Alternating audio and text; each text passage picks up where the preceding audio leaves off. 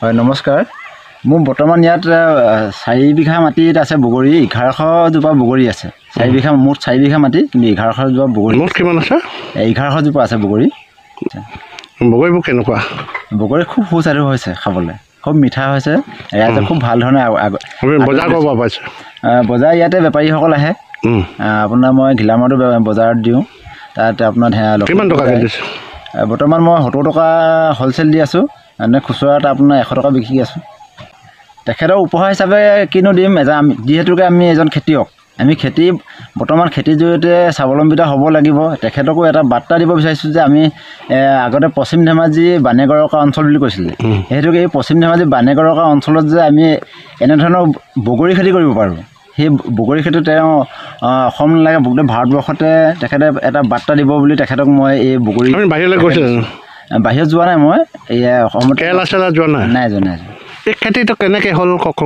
খেতিটো মই যেতিয়া 19 চনত লকডাউন আহিছিলে লকডাউনৰ মানে কি কৰোঁ কি নকৰোঁ ভাবি চবফালে বন্ধ হৈ গ'ল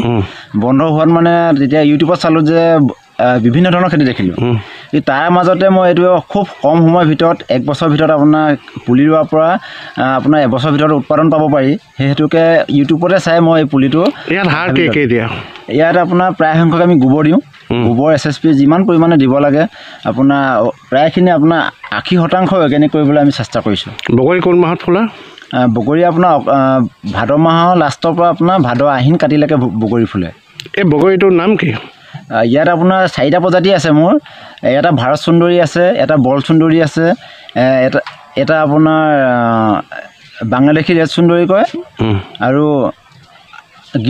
গ্ৰীণ আপেল বগৰীটো আছে এই বছৰ কিমান উৎপাদন হৈছে যোৱা বৰ্ষত মই 2024 বৰ্ষত আপোনাৰ 85 কুইণ্টেল বগৰী পাইছিলোঁ কিন্তু এইবাৰ তাতকৈ অলপ বেছি পাম বুলি আশা কৰিছোঁ আৰু কিমান পাব প্ৰায় 100 কুইণ্টেলৰ ওপৰত যাব লাগে মানে 10 টন 10 টনত 10 টনত আপুনি কিমান টকা পাব 10 টনত পৰা মই আপোনাৰ 2 টন হিচাপ কৰিলেও ধৰক 60 টকাকৈ পালেও মই 6 লাখ টকা উৎপাদন হ'ব বুলি ভাবিছোঁ পাব হয় বগৰী খেতি কৰি আপুনি দিনৰ দিনটো এই ঘৰটোত থাকে নেকি মই দিনৰ দিনটো থাকোঁ ইয়াতে ৰাতিটো থাকোঁ গোটেই 24 ঘণ্টাটো মই ইয়াতে বসবাস কৰোঁ এইটো কাৰণে দিয়া হৈছে ইয়াত বিভিন্ন ধৰণৰ চৰাই আহে চৰাই আহি ইয়াত পৰি দিয়াৰ লগে লগে ই হয় খুব ঠুনুকা হ'লে গছটোত যদি চৰাই পৰি দিয়ে ইয়াত থপা মানে গুটিটো সৰি যায় সেইটো কাৰণে চৰাইটো নোসোমাবৰ কাৰণে প্ৰটেকশ্যন দিয়া হৈছে আপোনাৰ আৰু কি খেতি কৰে আৰু চাহ বাগান আছে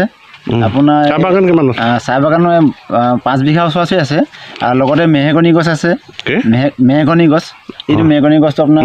হয় 350 জোপা আছে এজোপা মেহগনিৰ দাম কিমান এজোপা মেহগনি আমি এতিয়া বৰ্তমান জনামতে আন্তঃৰাষ্ট্ৰীয় বজাৰ মূল্য 1 কেবি কাঠৰ দাম 3000 পৰা 3500 টকা বুলি অনুমান কৰিব পাৰিছোঁ মেহগনি আপোনাৰ বুঢ়া হ'ল নে বুঢ়া নহয় 5 বছৰ হৈছে মোৰ মেহগনি কিমান আছে 350 জোপা আছে 350 জোপা আছে